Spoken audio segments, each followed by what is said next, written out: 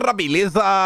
Como é que vocês estão, meus amigos? Vídeo hoje dividido aqui em 4 partes e quero começar trazendo notícias sobre o caos econômico que o Brasil está vivendo. E mais do que isso, no dia de ontem saíram algumas notas sobre a relação do Lula com Haddad, o que o governo vem tentando fazer, tentando encontrar uma saída honrosa para a humilhação que o Haddad vem sofrendo nos últimos dias. E o nosso post também falou sobre a reforma tributária. Temos que falar sobre isso, obviamente, só notícias muito preocupantes. Quero comentar sobre algumas coisinhas que rolaram nas últimas horas e a turma desenterrou um vídeo do Haddad, da época da eleição, que expõe toda a hipocrisia do petismo. Aquele vídeo maroto, onde Haddad, diferente do que ele vem fazendo atualmente, de aumentar impostos, ele falava na redução, né? Ele tinha incorporado, né, o espírito de Bolsonaro, mas agora tudo mudou, porque sabe como é político de esquerda. Promessa de campanha é uma coisa, governar e colocar em prática é outros 500, mas enfim. Depois quero falar sobre Bolsonaro, sobre o bolsonarismo, sobre o movimento que o capitão encabeça.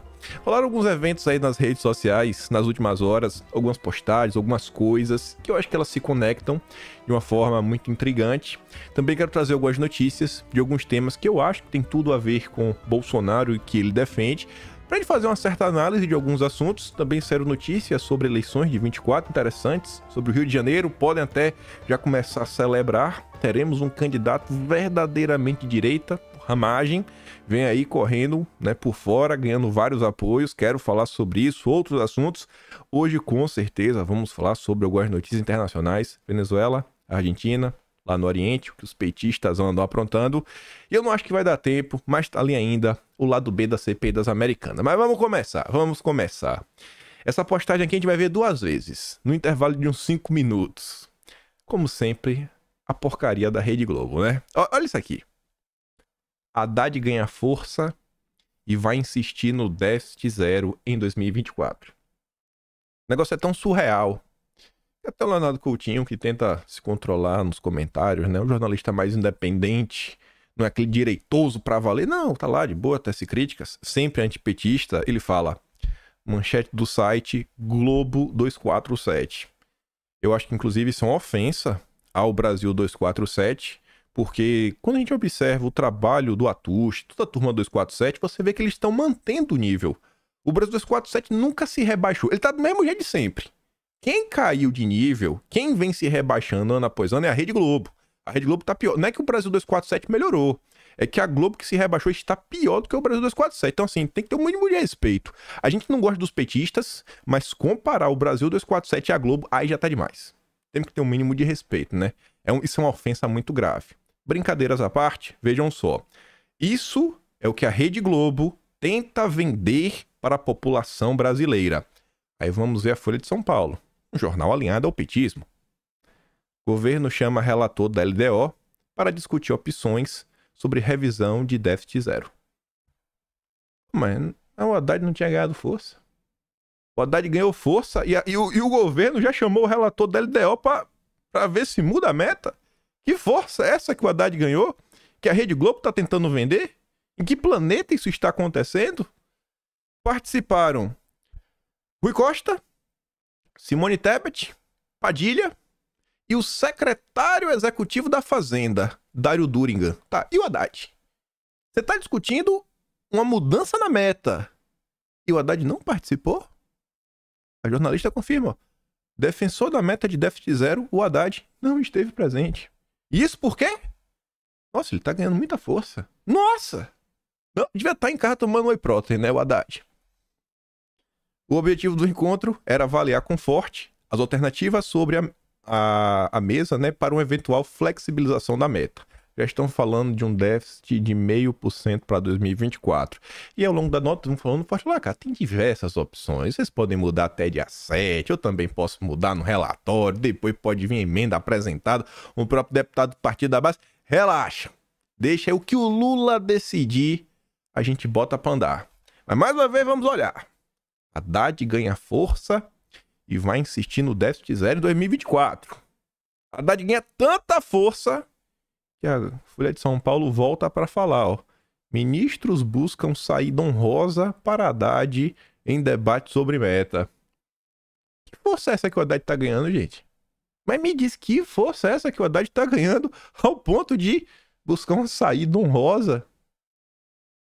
Aliados de Lula se lançaram em uma operação para preservar a imagem do chefe da equipe econômica após o presidente ter dito que dificilmente o país eliminará o déficit no ano que vem, abrindo caminho para enterrar um dos principais objetivos do Haddad. Enquanto a Casa Civil estuda enviar uma mensagem ao Congresso para concretizar a mudança, já tá vendo, né? Já tá tudo meio que articulado. Uma ala do governo busca uma solução menos desgastante para o ministro para a revisão da meta de déficit zero proposta para 2024. Eu acho que o que é que vai rolar, né? Eu acho que vai ser o próprio relator, ou então um deputado da base, pega um partido não tão alinhado, tipo PSD, aí no meio do caminho bota e o governo fala: nossa, estão mudando nossa meta, perdemos. Se viraram contra nós queríamos a meta zero, mas os deputados colocaram menos meio. Confia. Caberá a Lula definir quando e como propor a revisão da meta, caso seja essa a sua decisão. Mas o Haddad não tinha ganhado força. A Globo nos falou isso. A Globo nos garantiu que o Haddad tá ganhando força, mas quem decide é o Lula. Então pra que o ministro da Fazenda, se quem decide é o Lula? Não tem ministro da Fazenda nesse país, tem um secretário, no máximo. O presidente deverá reunir a equipe nos próximos dias. A estratégia alternativa e análise passaria por uma costura para alteração da meta pelo próprio Congresso.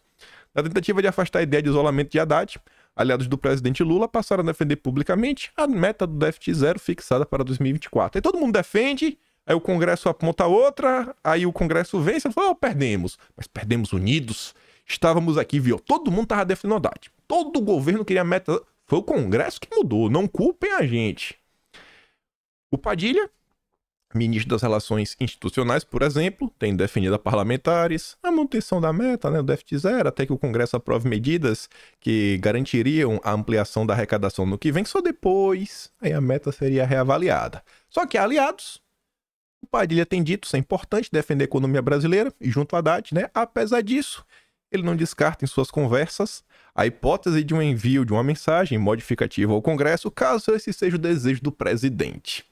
Não defenda a meta zero. Até o Lula falar que é para defender menos meio. Resumindo, ninguém manda em nada.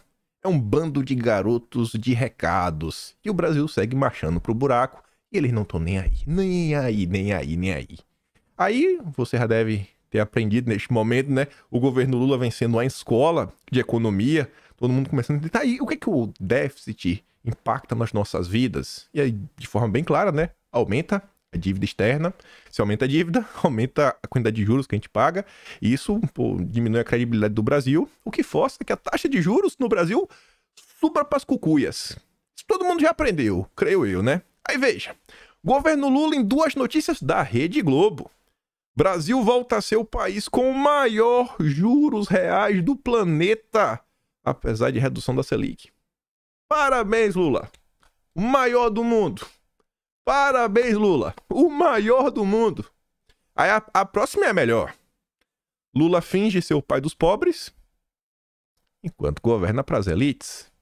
Executivos largam bancos para administrar o dinheiro dos brasileiros ricos. Após forte aumento na taxa de juros, executivos migram para a gestão de patrimônio. No Brasil de Lula, é melhor ser rentista.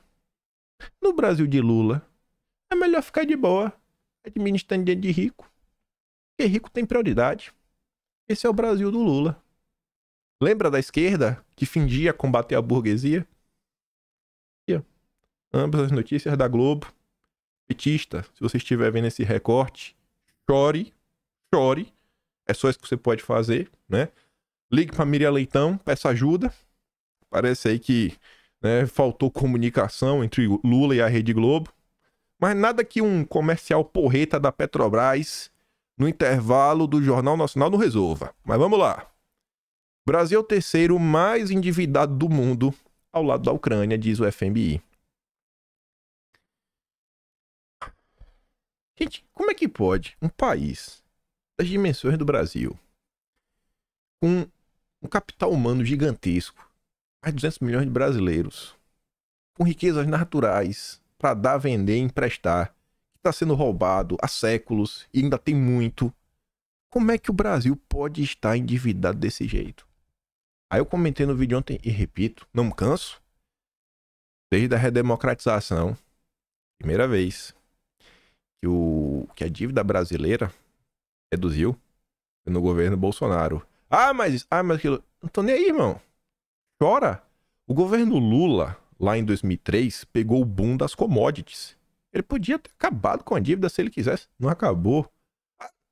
Quer saber? E o governo Bolsonaro fez isso com a pandemia e com o conflito na Europa. E a gente viu aí o preço das commodities ligadas à energia igual um foguete. E aí? É a realidade dos fatos. É a realidade. Você pode fazer o seu malabarismo mental. É a realidade dos fatos. O Brasil, sob Lula, está marchando para um cenário que eu acho que a FMI está errando para menos. Talvez a gente bata aí 100% do PIB em dívida, eu acho que antes de 2028. Do ritmo que as coisas estão andando com Lula. Aí você vê, ó. A gente comentou, vocês devem ter visto também, muita gente está comentando sobre isso. A Starbucks pediu recuperação judicial. Tradução. Falimos. Não vale mais a pena fazer negócios no Brasil. E as pessoas estão comentando muito sobre isso nas redes sociais. Esse rapaz aqui, esse Ítalo Petraglia, ele postou essa imagem que aparenta ser uma notícia do G1, né? Esse formato assim, as letrinhas destacadas em vermelho, tem a cara do G1. E ele fala assim, ó, goste você ou não do café da Starbucks, não sou muito fã, é inegável que se trata de uma empresa de sucesso. Eles vendem muito onde vão, crescem, geram empregos e por isso estão presentes em todos os continentes do mundo. Mas no Brasil, né? Assim, mas no difícil Brasil, ela pede recuperação judicial alegando isso. Vamos ver os problemas. A companhia listou alguns pontos para justificativa para o processo. São eles. Primeiro, o baixo grau de confiança. Quem confia no Lula, hein? Só os tubarões da Faria Lima, né? Porque estão mandando. Só. A alta instabilidade no país. Não precisa nem explicar. A volatilidade da taxa de juros. Que, diante da política fiscal do Lula, a tendência é de alta. Constantes variações cambiais que, segundo a empresa, desequilibram o mercado e atingem fortemente o empreendedor brasileiro. Direto esse ano tivemos notícias, né? Após falas de Lula, o dólar sobe, desce, etc, tudo mais. A companhia apontou ainda a crise econômica e a pandemia como fatores que derrubaram seus lucros, né? Uma coisa também é certa, né? Bolsonaro era o contra o fique em casa, a economia a gente vê depois. Mas vamos lá. Além dessa questão da meta, temos aí a reforma tributária, que eu não sei se os inocentes já perceberam ou vão esperar, né, até o último dia para entender. É mais um instrumento de arrecadação, tradução, de cobrança de impostos. O governo não está fazendo essa reforma tributária para... Gente, tem nada a ver, mas nada, não tem nada a ver com reduzir, etc. Pode até haver uma espécie de desburocratização, ficar um pouco mais fácil. O brasileiro vai pagar mais imposto. Mas hoje não se sabe quanto paga. Tá bom, vai lá, confia no PT. Finge que nada vai acontecer porque o Senado vai colocar uma trava. Confia no Haddad. Aí, tá tendo conversas, encontros lá em Brasília. Você vê que o Haddad tá meio baqueado, né? Nem de terno tava, mas também é Globo News, né? Se sente em casa. Tava lá de camisa de malha, camisa verde musgo, né? Meio que ficou assim, de buff engarrafada. E aí ele tá falando lá com a turma da Rede Globo. Vamos ouvir o nosso ministro, nosso poste, não, nosso secretário. Quem manda mesmo é o Lula. Vamos perguntar, é perfeita? Nada é perfeito, mas à luz do que nós temos, o salto de qualidade que nós vamos dar em relação ao nosso sistema tributário atual, eu penso que é inestimável. Nós vamos figurar entre os bons sistemas tributários do mundo. Obviamente que tem uma transição, então tudo isso tem efeito de curto prazo nas expectativas, na decisão de investimento no Brasil, mas tem um efeito de médio e longo prazo que vai impactar crescimento econômico, vai diminuir o peso sobre o judiciário, né? Todas essas confusões que nós vivemos nos últimos anos, inclusive as que eu não canso de citar, que trouxeram prejuízos enormes para o erário público, vão estar sanados daqui para frente. Então, o sistema tributário vai estar blindado, né, de uma série de práticas inconvenientes, né, que ajudaram a erodir a base fiscal do Estado e que está nos exigindo tanto cuidado daqui para frente. Vocês percebem como o Haddad é um cara que se preocupa com a estética? Ele fala devagar, pausado, sem elevar o tom de voz, pra parecer um cara sereno, um cara que tá, sabe, com a situação sob total controle. Ele fala assim muito de boa, né? Muito de boa. Não precisa nem colocar um compressor no microfone. Mas a parte que mais deveria chamar a atenção das pessoas é quando o Haddad fala assim, ó, no curto prazo vai dar ruim. Ele não fala com isso. Eu vou traduzir o que o Haddad disse. No curto prazo vai dar ruim, mas confia em mim que no médio para longo prazo vai dar bom. Tradução, gente. Vai botar pocando no povo. No médio e longo prazo, ninguém nem mais vai lembrar. Ninguém nem mais vai lembrar das promessas. Quando é que vai ser esse... Sabe quando é que vai ser o médio prazo do Haddad? Vai ser o pico do Mandetta. Pronto. Acho que isso daí todo mundo entende. Quando é o pico do Mandetta? Não sei, até hoje não veio. Até hoje o pico do Mandetta não veio. É o médio prazo do Haddad. Confia. Uma hora vai vir um médio prazo, onde todos os percalços, todo o aumento de impostos, toda a dificuldade que esse governo vai criar vai ser justificado. Confia no Haddad. Confia no Haddad. Olha pra isso daqui. Olha pra isso daqui. Desde antes da aprovação da reforma tributária, o próprio AP deixou claro, o IVA não seria 25%, mas de jeito nenhum. Reforma tributária. Haddad admite que novas exceções elevam a alíquota padrão do IVA para até 27,5%. Se o Haddad está colocando 27,5%, vocês acham que vai ser 27,5%? Eu acho que vai ser no mínimo 30%. Você acha que o Haddad ele ia fazer questão de cravar um número? Você acha? Você acha que o Haddad ia fazer questão de cravar um número? Isso aqui é o Haddad apenas falando, ó, não vai ser 25%, vai ser um pouco mais de 25%, vai ser um pouquinho mais. Como diz o Emílio Surita, né? Botou a cabecinha? Ô, irmão, já foi. O Emílio sempre diz, né? Censura não tem ombro. Aqui, ó. O IVA do Haddad não tem ombro. Não para, gente. Não para. Aí imagina. Quantas e quantas vezes não foi dito? A reforma tributária, isso é ruim. Isso é ruim. Isso é ruim. E Bolsonaro falou, cara, isso é ruim. Isso é ruim. Isso é ruim. Se a turma tivesse parado pra ouvir Bolsonaro, hein? Se os governadores... até de direita, que foram lá para Brasília, ao lado do Haddad, negociar, tentar conversar, convencer Bolsonaro que a reforma tributária era boa. Será que se o cara, ao invés de tentar convencer Bolsonaro, tivesse parado para ouvir Bolsonaro, não tinha sido melhor? Onde é que tá o Zema, gente? Na reforma tributária. Eu te digo, o Zema já saiu na frente. Porque ele colocou o imposto do pecado lá no... Ele usou a justificativa, né? Pra aumentar o impostinho lá sobre alguns produtos que ele considera supérfluo. É o Zema. Cadê os outros governadores também, hein? Vocês estão vendo algum governador? Quando foi a última vez que vocês viram um governador deste Brasil, descoberto por Pedro Álvares Cabral, quando foi a última vez que vocês viram um governador comentar sobre um assunto que tem impacto a nível nacional na vida das pessoas? Depois não querem que eu passe pano para Bolsonaro. Aí, nos conectando com o próximo tema, eu vou ter que voltar a falar de Bolsonaro. Olha o que a turma encontrou na internet. O Haddad, no período eleitoral. Vamos baixar o ICMS da carne, sabe pra quê? Pra zero. Se a carne tá cara, por que tem que fazer o governo pra baixo? Pra ficar um pouco mais barato. Porque se baixar 15% da carne, já de repente você sai do outro pra carne de segunda, quem tá na carne de segunda vai pra carne de primeira, e quem sabe vocês me convidam pra um churrasquinho.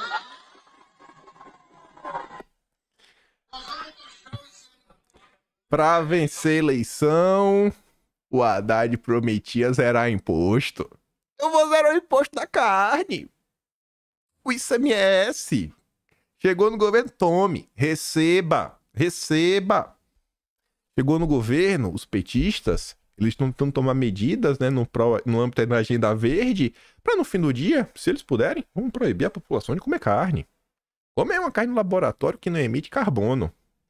Tá vendo a hipocrisia? Esse vídeo, para você zoar o seu amigo petista, o seu amigo isentão, como sempre, vai estar disponível no canal do Telegram, onde eu mando os vídeos. Link tá aqui na descrição. Você não precisa nem ter Telegram, não precisa ter nada. Você clica no link no celular, você baixa, você não precisa nem se inscrever no canal, mas pega esse vídeo, alopra, mostra aqui, ó. E aí?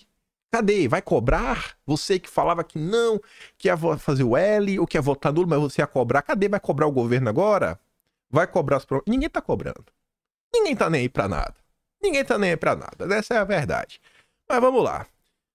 Começando a falar de Bolsonaro, mas pegando aqui um gancho na questão de impostos, vejam só. Tava passando no Twitter, só não botei aí o tweet porque a imagem ficava meio cortada. E se eu botasse pra caber, ficava muito pequena, não dava pra ler direito. Mas quem eu vi isso daqui aparecendo no Twitter foi o Chif. Eu peguei aqui a continuação, foram 2 tweets em sequência. O primeiro ele coloca esta imagem. Um perfil chamado Curiosone, é um portal aí que divulga notícias, né, do entretenimento, mundo geek, nerd, etc, tudo mais, falando assim, ó: após reajuste, mangás e quadrinhos da Panini ficarão mais caros a partir de 2024. É o imposto do pai Lula entrando em campo. Aí você vê, ó, a mentalidade do jovem picanheiro. Alexandre Carlos Reis. Olha o que ele diz. Cara, eu tô muito arrependido. O mangá de Jojo, quase 50 conto, cara. E ainda tem que acreditar naquela lorota da primeira dama de que o imposto é para a editora e não para o consumidor. Eu tô tão arrependido. Nunca imaginei que esse governo fosse colocar imposto em basicamente tudo. Coitado. Aí, vem lá um rapaz chamado Paulo Prado. Alexandre, faz o L. E lembre-se, Bolsonaro reduziu e até zerou impostos de literalmente milhares de itens, desde games a remédios, gasolina, eletrônicos e etc. Aí aparece um cara chamado Rubens falando assim: Paulo, exato, cara. Queria facilitar pro povo e não dificultar. E pior, tem gente ainda acredita no Nine, que vive na esperança. O PT só vende esperança, que o povo é acostumado já à época do Bozo, ele não vendia esperança, ele cumpria e fazia... Claro, nem tá faltando as vírgulas nesse texto, né? Mas deu pra entender. O cara tava concordando com o Paulo Prado. Aí volta o Alexandre, o petista que fez o L. O arrependido. Paulo Prado, deixei de seguir o Alanzoca depois de saber dessas coisas. Foi meu primeiro voto para presidente. A primeira vez que eu votei porque realmente eu acreditei que era uma boa opção contra o Bolsonaro. Em nenhum momento o Alan falou sobre essa possibilidade de que as coisas ficariam tão caras. É capaz do Alanzoca ter feito isso de propósito. Por quê? Se todo mundo ficar pobre, não tem como comprar videogame. Não tem como comprar joguinho. Aí, se você quer ver o joguinho, você tem que assistir o Alanzoca jogando. É a forma dele garantir, né, que o seu público vai continuar pobre assistindo ele. O Alanzoca é um streamer. Fica jogando joguinho. Esse é o Alanzoca. Adora chorar na live. É isso aí, o Alanzoca. Como as pessoas gostam de ser enganadas. O que eu quero falar com isso? Onde eu quero chegar? Bom, vamos dar um bizu e mais algumas coisas que aconteceram. Você vê que o governo Bolsonaro vem sendo relembrado aí por algumas pessoas, não todas. Podia ter mais gente, né, relembrando algumas coisinhas. Principalmente os parlamentares. Principalmente no que diz respeito a essa questão de imposto. Tá todo mundo vendo o que o governo Lula tá fazendo. Acabou agora, o mês de outubro, 10 meses. O Brasil tá um caos. Aí vem o Rui Castro, que escreve lá na Folha de São Paulo, com esta nota: jamais esquecer Bolsonaro. Mas será que ele quer lembrar do legado de Bolsonaro? Será que ele pelo menos quer lembrar da verdade ou ele quer reescrever a história sobre a ótica da esquerda? Óbvio que é isso que ele vai fazer, né? É obrigatório lembrar como ele tentou armar a maior teia antidemocrática da história da República. Aí a tese dele é que, assim, de algum tempo pra cá, sempre que cito Bolsonaro nesta coluna, leitores argumentam que devíamos parar de falar nele para não promovê-lo e que quanto mais cedo os esquecermos, melhor. Também me repugna manchar este espaço com tal nome, mas o raciocínio é outro.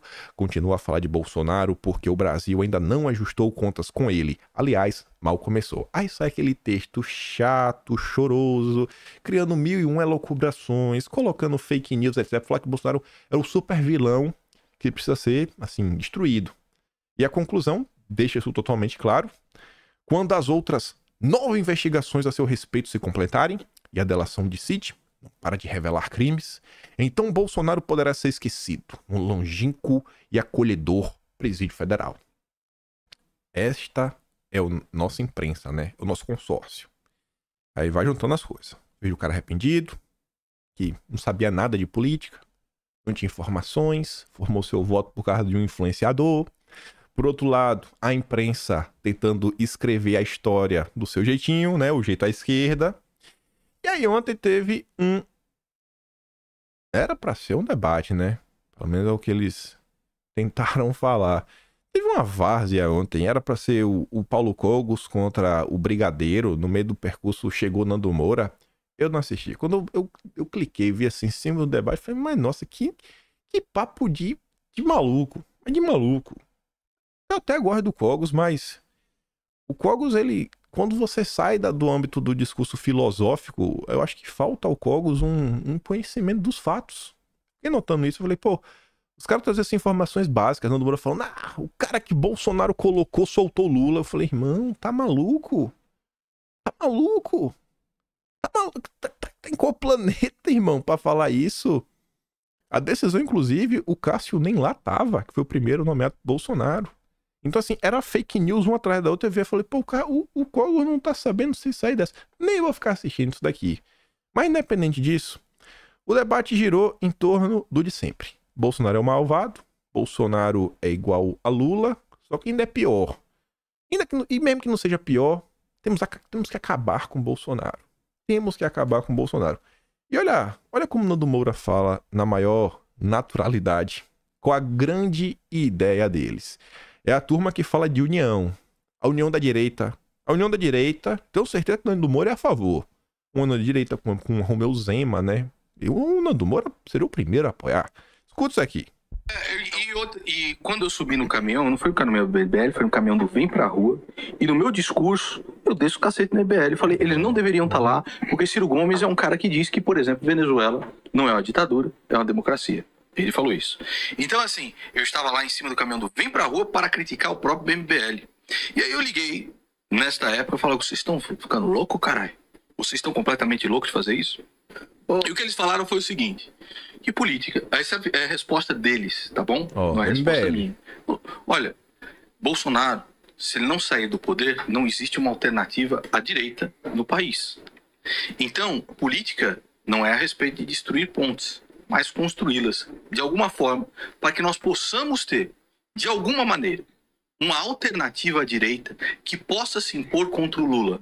Porque Bolsonaro, e eu vim aqui no seu podcast, Vilela, falar isso, Bolsonaro é a certeza absoluta de que mesmo que ele estoure o teto de gastos, mesmo que ele gaste com auxílio emergencial, ele não vai ganhar do papai Lula, porque ele é a pior coisa, talvez, que esse país já... Entendeu com a lógica, né? Temos que tirar Bolsonaro, porque sem Bolsonaro não tem chance. Gente, não é chance de uma nova direita nem nada. O que não tem chance é de descarado ganhar espaço. De descarado. É aquela galera do papinho de sempre. É aquela galera do papinho fácil do... Como o início do debate que eu assisti, o Brigadeiro falou, mas o que foi que Bolsonaro fez a favor da turma que quer comprar algo para se defender? O que foi que ele fez, Paulo Cogos? O Cogos diz, não, Bolsonaro fez aquilo. Bolsonaro foi só uma porcaria de um MP, ele fez mais o quê? Os CACs, inclusive, estavam reclamando sobre isso. Vem cá, gente. O presidente da República, ele pode criar uma lei? Eu acho que não. Ele pode propor. Ele pode propor lei. E ele pode colocar uma medida provisória, que vale por 60 dias, pode ter nem por mais 60, e depois, independente disso, ou ela vai caducar, ou o Congresso vai precisar votar. É só. Só e absolutamente só. O que estava na ossada de Bolsonaro, que ele podia fazer sem o Congresso, eu acho que ele fez. Fez. E fez ao ponto que a turma reclamou, que a turma chorou, que a turma judicializou. Mas não. Bolsonaro não fez nada. Era a tese do Brigadeiro. E o Nando Moura segue, né? Assinando embaixo. Então, assim, são acusações atrás de acusações. Aí leva a história do... Teve a CPI da Lava Toga? A Lava Toga não saiu do papel? Isso, aquilo, outro. A gente viu a CPI da pandemia. A gente viu a última CPI também do dia 8. E eu acho que qualquer brasileiro com mínimo de consciência entende que, assim como um projeto de lei, uma CPI passa por votações, passam por requerimentos, e quem tem maioria decide. A legislatura eleita em 2018, que ficou aí de 2019 a 2022, era majoritariamente de esquerda. Continua sendo, principalmente no Senado.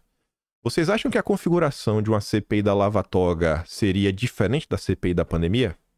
A CPI da pandemia dizia que iria olhar, né, os malfeitos do governo Bolsonaro. Então, um monte de fogos aqui explodindo. Espero que não esteja captando o microfone. Se tiver, não posso fazer nada. Não sei por que está tendo fogos hoje aqui ao redor. Espero que não esteja... O Luffy tá até aqui debaixo da cadeira com medo dos fogos. Acho que parou. Então, assim, teve a CPI da pandemia, investigar o governo federal, mas também deveria investigar os casos de corrupção ao redor do Brasil. Isso estava no escopo. Em algum momento, gente, foi investigado? Em algum momento eles foram para cima do consórcio Nordeste, por exemplo? A única convocação que foi colocada na mesa, a única, foi do Carlos Gabas. Depois de todo um esforço, das tias do Zap, não tem, assim, não foi influenciador, não foi nada, foi por causa das tias do Zap que mandaram e-mail para a secretaria, pro e-mail oficial da Secretaria da Pandemia, né? Onde eles recebem os documentos oficiais das promotorias, etc. E aí, porque lotou, imagina, você tá procurando os documentos oficiais que estão te mandando, tem 10 mil e-mails, não são spam. O que é que você faz? Ou você vai colocar, pelo menos, em votação, ou a turma vai continuar mandando e-mail. Isso virou notícia na época.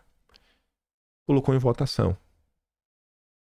Renan Calheiros falou que jamais votaria algo na CPI no que diz respeito que pudesse ter algum tipo de, sei lá, proximidade ou impacto aí na questão que o filho dele tivesse envolvido.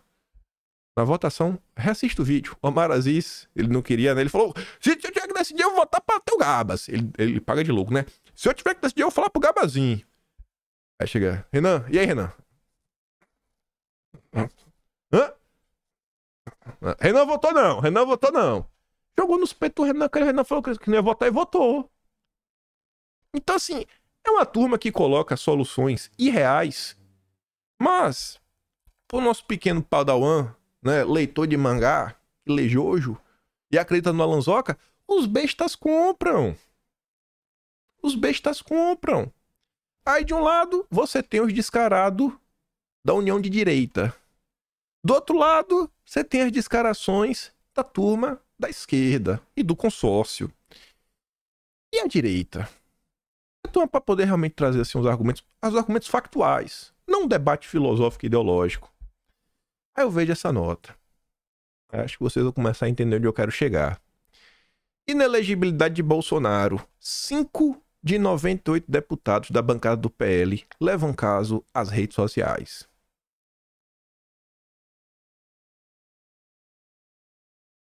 Eu não espero que ninguém fique passando pano pra Bolsonaro igual um maluco todo santo dia. Mas tem algumas coisas que eu não consigo entender, bicho. Assim, cara, o que é que custa? O que é que custa?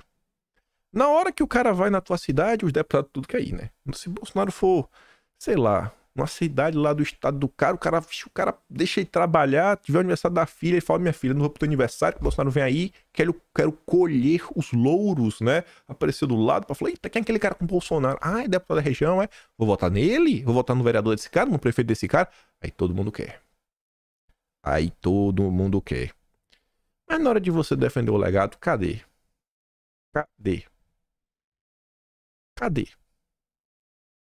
E o legado de Bolsonaro O cara não é apenas um cara que chegou lá e venceu a eleição.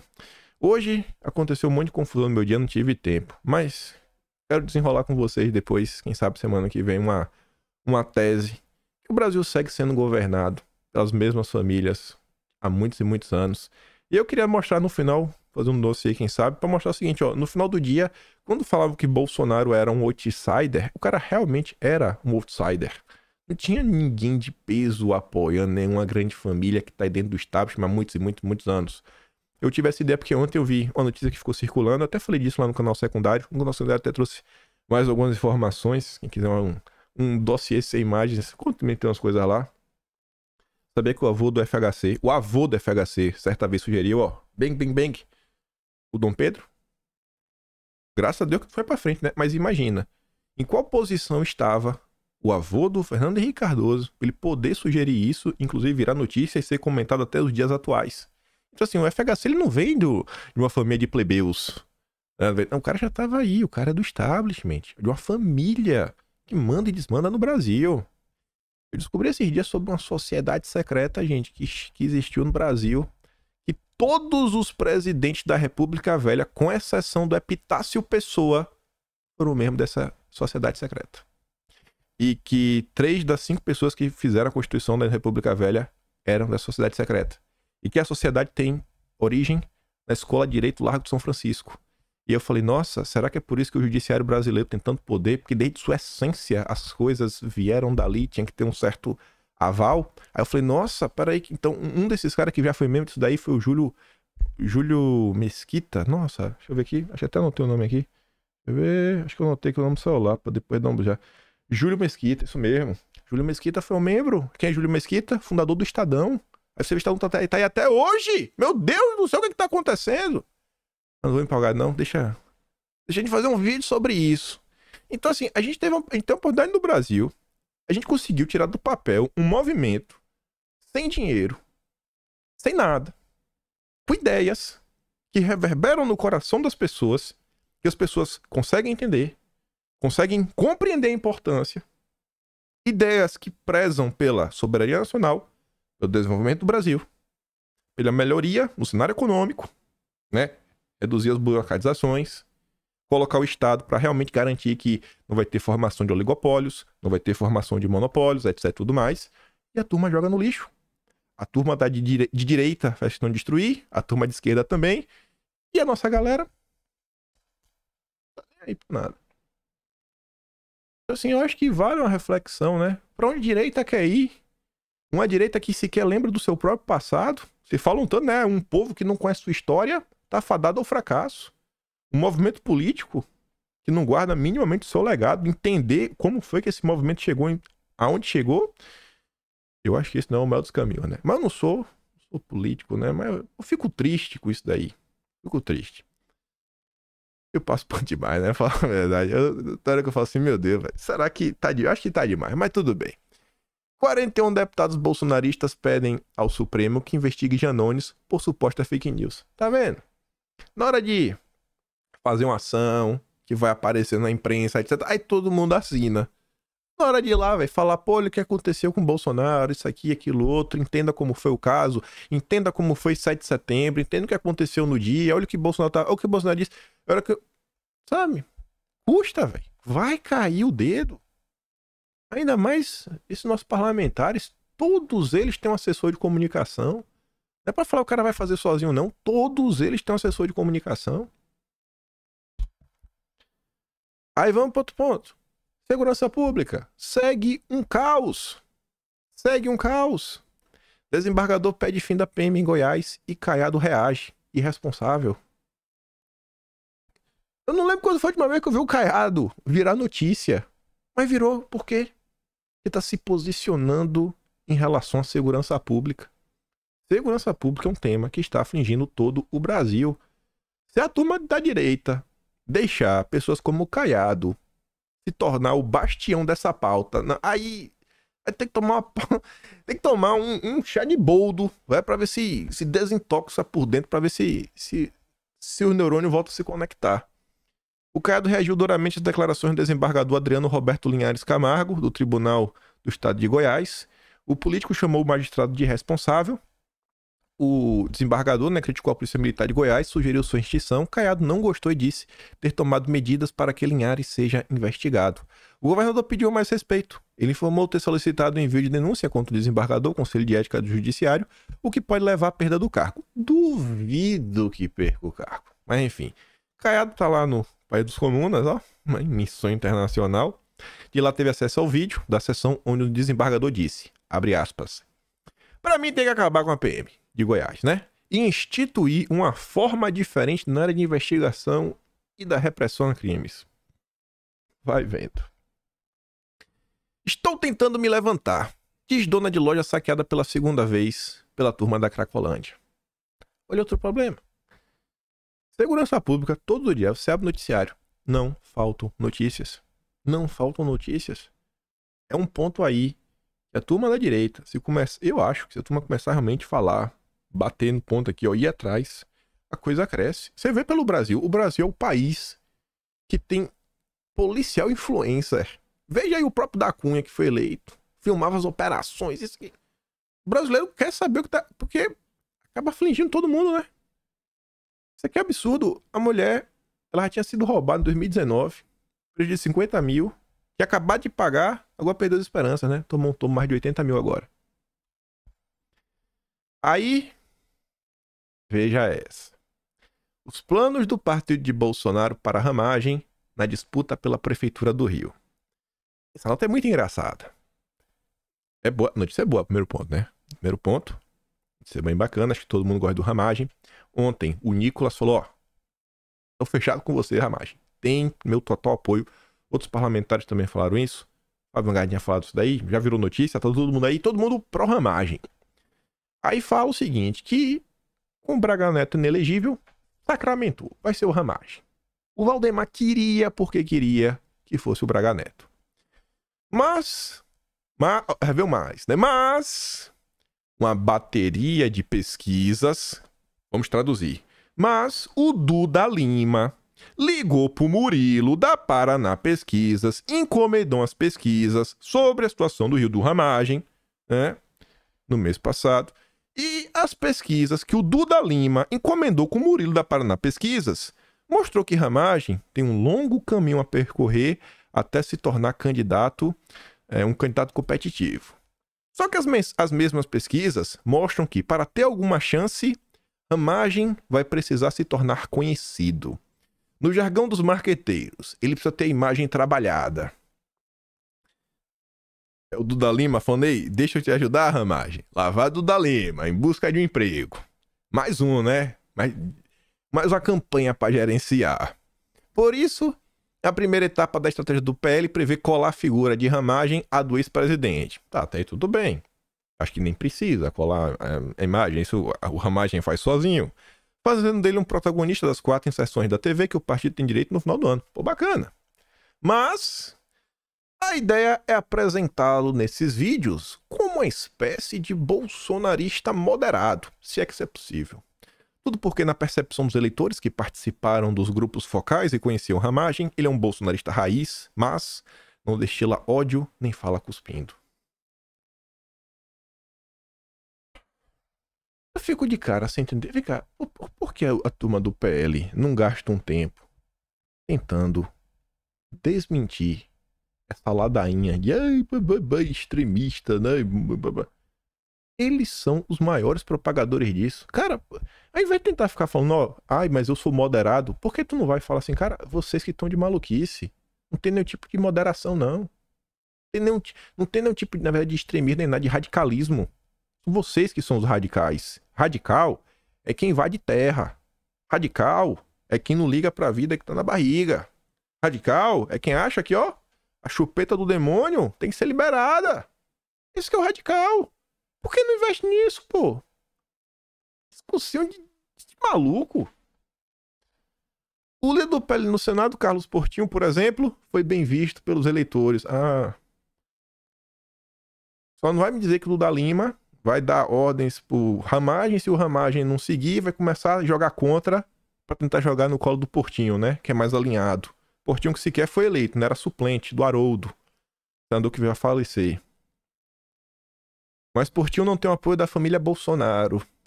além de ser associada à ala mais moderada e menos radical do PL. Oh, meu Deus. Eu achei essa parte intrigante, ó. O Portinho, na pesquisa do Duda Lima, né, inspirou confiança e até foi confundido com pastor, já que ele não dobrou a manga da camisa. Nossa. Nossa. Vocês acham que foi o Ramagem que conversou com a Malu Gaspar? Vocês acham que a Malu Gaspar achou no Google essas informações? Que o PL fez pesquisas? Vocês entendem o que está acontecendo? A gente tem uma direita que vem sendo sabotada por todos os lados. A turma só pensa em si, só pensa em ser o único projeto de poder pessoal. Mas qual é o programa? Qual é o projeto? Onde o PL quer chegar, eles não dizem. É para romper? Não, porque também não é. Vai romper para quê? Para ir para onde? O cenário no Brasil é esse. Eu acho que a grande luta é tentar que entre na cabeça do Valdemar minimamente que é necessário existir no Brasil algum partido mais à direita. O quão difícil é assimilar esse tipo de ideia. Você vê, ó. Você vê. A turma é moderado. Os radicais são a turma da esquerda. Você vê, ó. É um efeito internacional. A BBC soltou uma longa nota. Só vou mostrar o resumo que eles colocaram no Twitter, mas deixaram o link para a nota completa, falando assim, ó. Políticas baseadas em pautas identitárias empurram eleitores a apoiar candidatos como Trump. A turma da esquerda, o que a esquerda vem defendendo, está levando a apoiar a direita. A agenda woke está empurrando as pessoas para a direita. Em nome de ideias e valores centralmente preocupados com o papel que categorias de identidade como raça, gênero e orientação sexual desempenham no mundo, uma parcela considerável da esquerda passou a desprezar ou relegar a segundo plano valores universais e regras neutras como liberdade de expressão e igualdade de oportunidades. Por que o Duda Lima, ao invés de ficar eu sou moderado, não começa a apontar isso daqui?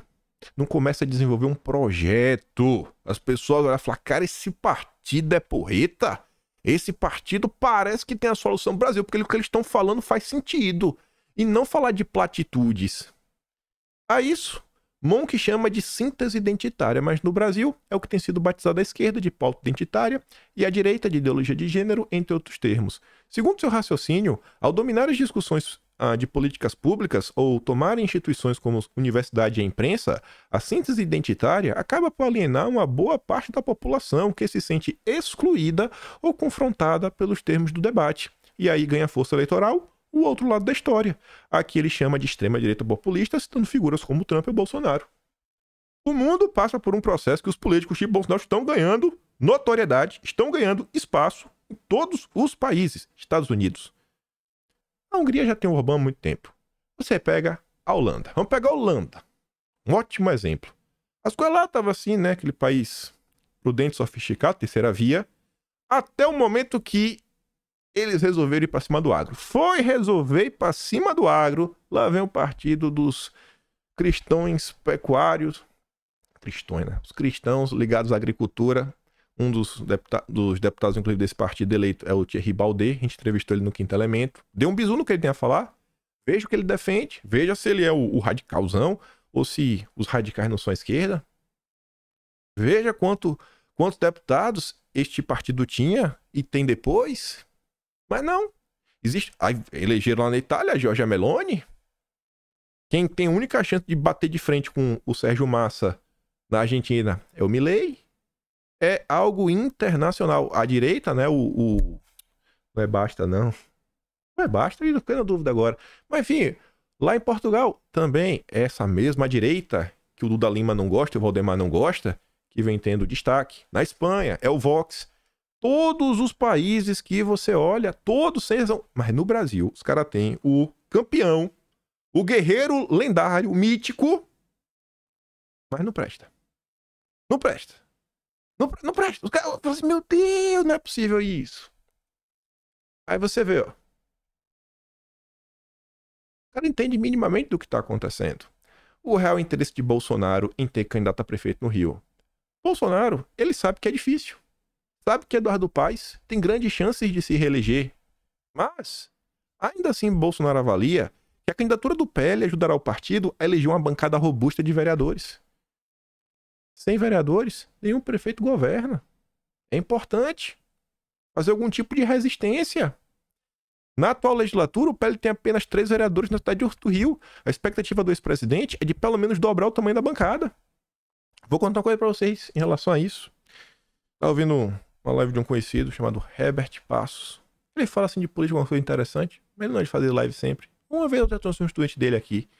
E aí eu acho interessante porque ele bem que tá nesse meio da política desde que nasceu. O pai dele era mais à esquerda no passado, era sindicalista. Então ele tem assim uma certa vivência na hora de colocar umas coisas práticas. E ele viveu mesmo assim, de trabalhar em eleição. Ele tava apontando a coisa falando o seguinte, ó. Cara, eu moro em Santos. Ele falando na live dele. Aqui em Santos, ele coloca lá um deputado de direita que foi eleito em 2018. Ele traz os números de 2018 e fala, cara, em 2018, essa galera teve aqui na cidade de Santos, ele fala um número mais específico, 30 mil votos. 30 mil votos. Sabe qual o quociente eleitoral aqui em Santos? 10 mil votos.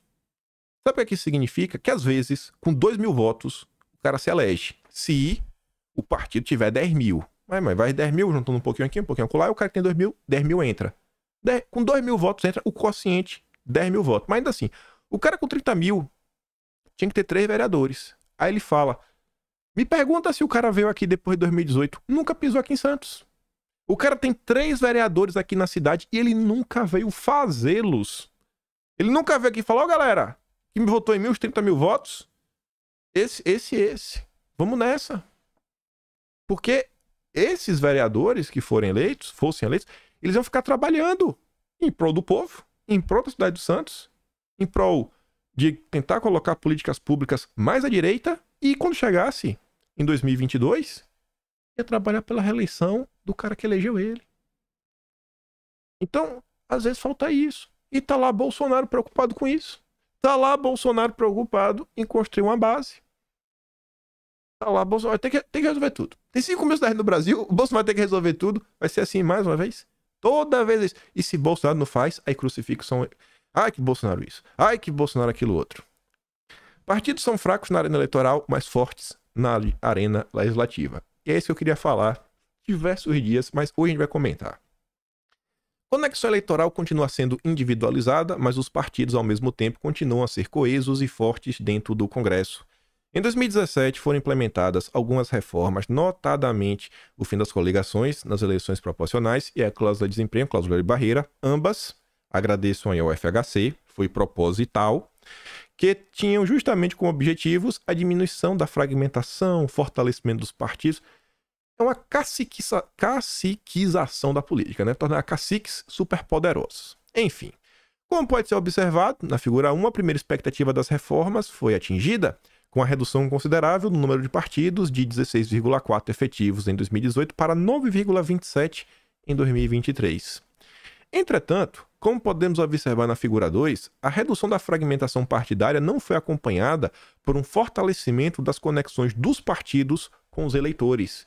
Porque não existem bandeiras. As pessoas não têm, assim, o que mais falta? Tem que cair um meteoro vir com a placa. Tenham bandeiras. Defendam pautas. O único partido que tem isso é o PSOL. E é o partido na esquerda que mais cresce. Será que tem alguma correlação? Sim ou com certeza? A porcentagem de eleitores que votou na legenda partidária, que já era extremamente baixa antes das reformas, diminuiu ainda mais nas eleições de 2022. Mas sabe qual foi o partido que teve um crescimento de voto de legenda? O PL. Porque votaram em Bolsonaro, porque ele tem bandeiras. Ou seja, a redução do número de partidos nem sempre os fortalece perante os eleitores, mas eles não ligam. Eles querem uma concentração de poder. Você está jogando sem concorrentes. Você não precisa nem acionar o CAD, a CVM, algum órgão aí, né, que regulamenta disputas empresariais. Nem precisa. Não tem concorrentes. O que mais precisa acontecer? A turma do PL acordar. A criação dos fundos eleitorais e partidários, bem como a impositividade das emendas dos parlamentares, também pode ter contribuído com a individualização das conexões dos parlamentares com os eleitores. A reforma de 2017, a impositividade das emendas e a criação dos fundos partidário e eleitoral, portanto, impactaram minimamente o comportamento partidário no legislativo e, consequentemente, a governabilidade, em que pese a redução do número de partidos não ter aumentado a identidade partidária junto aos eleitores como se pretendia, os partidos, em média, continuam a ser muito fortes e coesos dentro do Congresso, embora paradoxalmente fracos na sociedade. No Congresso é forte por quê? Porque no final do dia, quem eles elegem é quem eles querem. São pessoas que vão bater continência por cacique partidário. Imagine o potencial eleitoral de um partido que fala: ó, brasileiro, eu vou abraçar tuas pautas, mas de verdade eu vou abraçar. Vai voar. Eu espero de coração que Deus toque o coração do Valdemar. Pra você ver, ó. Olha a esquerda no Brasil. Esses são os moderados pro Valdemar. Boa tarde, que surpresa, né? Diz a senhora que tá com o microfone de lapela na roupa, né? Que surpresa, ela tá com o microfone é surpresa, eu tô com o microfone. Realmente, uma baita surpresa, né? Esse é o Boulos. Fez uma visita surpresa. O cara até diz ali, tudo é falso. Aí você vê a Tabata, aciona o Ministério Público do Trabalho para salários atrasados da CPTM do metrô de São Paulo. Por que a Tabata não acionou aí também o Ministério Público em relação às americanas? A esquerda é só estética. Não tem preocupação nenhuma com o povo. É nenhuma. E eu vou falar da gente internacional porque tem uns 3 dias que a gente ensaia, mas não fala. Mas vamos lá. Argentina. Falta de gasolina causa filas quilométricas nos postos. A gente já comentou sobre isso recentemente, mas eu tinha mostrado pra vocês um vídeo, né? Se não me engano, na época, acho que ninguém postou o vídeo, foi o Leonardo Coutinho, mas não custa mostrar quando sai na imprensa, né? Nem a imprensa mais está escondendo. A Argentina sem gasolina. Motoristas enfrentam dificuldades para abastecer. Será que essa não é a turma do... São todos iguais, né? Anule seu voto. Voto Lulo. Né? Se inscreva aqui na academia do MBL. Né? Depois, aí vira Argentina, não sabe por que é, né? O Brasil parece que tá caminhando para essa direção. A Argentina vive crise da gasolina com longas filas e postos fechados. Também saiu na Folha, tá ali, ó. Tá parecendo a Venezuela. Compara o motorista de Uber Ramon Eduardo, 44 anos. Olha a vida desse cara. Migrou há cerca de 5 anos com a piora da crise em seu país, onde pondera que a situação é muito mais grave, com preços impraticáveis e gasolina adulterada. O cara saiu da Venezuela, foi pra Argentina e a Argentina virou Venezuela. Oh, meu Deus do céu. A vida não tá fácil pro venezuelano. Massa teve 70% dos votos em presídios. Vocês já viram esse filme? Que o candidato da esquerda tem maioria no presídio? Vocês já assistiram isso em algum lugar? O que passa na cabeça do ser humano, gente? O que passa na cabeça do ser humano que não acompanha a política? O principal tribunal da Venezuela suspende resultados das primárias presidenciais da oposição. O Supremo da Venezuela suspendeu os resultados, né, realizados há uma semana, apesar de um acordo eleitoral entre governo e oposição que permite que cada lado escolha seu candidato presidencial de acordo com regras internas. A decisão pode irritar os Estados Unidos. Vai, não, confia, vai irritar, né? Nossa. Vai. Falei pra vocês, a gente bateu, eu insisti nisso, escrevi até um texto na Gazeta. É pra boi dormir. Essa historinha é pra boi dormir. Não tem nenhuma preocupação com a democracia. Nenhuma. Zero. Estados Unidos só quer saber do petróleo. Aqui até o Coutinho, ó. Compartilhando a notícia da Bloomberg. Falando, Bloomberg Internacional, avisando o que aconteceu na Venezuela. E tá ali, ó. É isso que se ganha por negociar com o Estado criminalizado como se fosse um parceiro regular. Mas esse é apenas um detalhe. O lobby petrolífero em Washington superou a boa-fé da administração Biden, que retirou as sanções contra o regime do Maduro. Não tem boa-fé do Biden, não. É um dos pontos que eu discordo. O Coutinho, ele acha que, por exemplo, a agenda verde é teoria maluca. Não existe, e ele também rechaça por completo a teoria que Lula seria um vassalo do Biden. Acho que isso não existe, seria até propaganda russa. Mas tudo bem. Divergências de ideias. Aí veja, não tinha como não comentar sobre isso. Hélio Doyle, o presidente da EBC, escolhido a dedo pelo Lula. A aliança entre o Ista Netanyahu E o fascista Bolsonaro está protelando a retirada de brasileiros lá da região. Gente, o que é que tem a ver Bolsonaro com isso daí? Me diz. Me diz, gente. E olha como ele... Meu Deus do céu, velho. É inacreditável. A embaixada oficial, né? Tá vendo ali o perfil cinzinha ligado ao governo israelense no Brasil, ó. Uma mentira repetida muitas vezes não se torna verdade. Espero que não tenha sido assim quando você administrou a EBC. Daniel Zoschini, embaixador de Israel no Brasil. Esta é a turma do Lula. E não para por aí. Deputado petista participa em ato que pediu o fim do país lá em Goiânia. Aí, para não restar dúvida, né? Deputado do PT admite ter participado de manifestação que pediu o fim. Eu fiquei, rapaz, será que ele realmente... Aí, para não restar dúvidas que ele participou, Assembleia Legislativa de Goiás, deputado Mauro Rubem publica nota à imprensa sobre o conflito. Ele confirma que ele esteve lá e ainda fala assim, ó, que esse evento teve bandeiras queimadas. Sobre queimar bandeira, né? Eu sou buscador de diálogo, pai. Eu não faria, não queimaria nenhuma bandeira, por esse meu ponto de vista, pode ser aos ânimos, mas, que fique claro, jamais irei julgar quem o fizeram. Eu não queimaria, mas não vou julgar também quem fez. Esta é a turma do PT. ONU coloca Irã para presidir Fórum de Direitos Humanos, mas quer ser levado a sério. Aí vem o Pondé. Pondé fez o L. O Irã é membro da Comissão da ONU para a Igualdade de Gênero. Você acha que dá para levar o ONU a sério? É? Quando era a ONU criticando o Bolsonaro, vocês levavam a sério? Quando é a ONU tentando impor regras no Brasil, vocês levam a sério. Quando é a ONU falando que meu corpo, minhas regras têm que ser aprovado, vocês levam a sério. Quando é a ONU falando que tem que derrubar o marco temporal, vocês levam a sério. Quando é que vocês vão acordar, né, para o fato que esses organismos não estão nem aí pro povo? Em nenhum país. Nada. Nada. Procura as notícias de 2019. Primeira vez que Bolsonaro foi na ONU. Vê o choro da imprensa. Vê o choro dessa turma com o discurso de Bolsonaro, né? Pare internacional. Porque o cara foi lá peitar. Falou, estou ao lado do Brasil. Mas enfim. Tinha mais umas besteiras, mas vou deixar pra falar depois. Porque não quero que o vídeo fique muito longo de novo. As coisas que meio que se conectam, vou deixar para outro dia. Deixar para outro dia. Tá aqui. Mas é isso. Vou mandar o vídeo do Haddad defendendo abaixar imposto no Telegram. Link na descrição. O do Nando Moura também, vou mandar lá. Tem algum que eu acho que foi só esse dois, né, que eu dei play.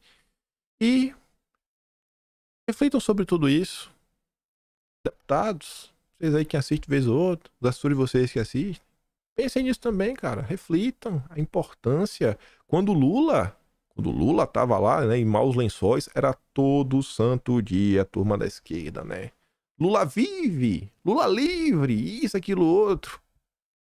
O cara tá aí, cheio de capital político, andando pra cima e pra baixo.